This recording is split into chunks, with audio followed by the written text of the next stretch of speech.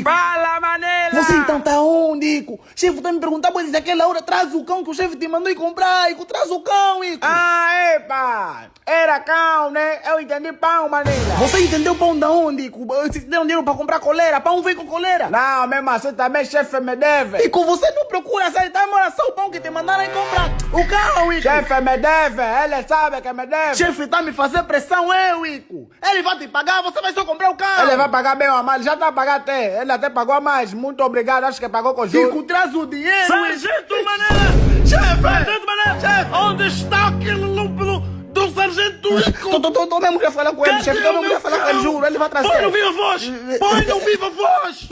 Ico, você está trazendo o cão, né? Não, Manela, aqui não há cão pra cachorro.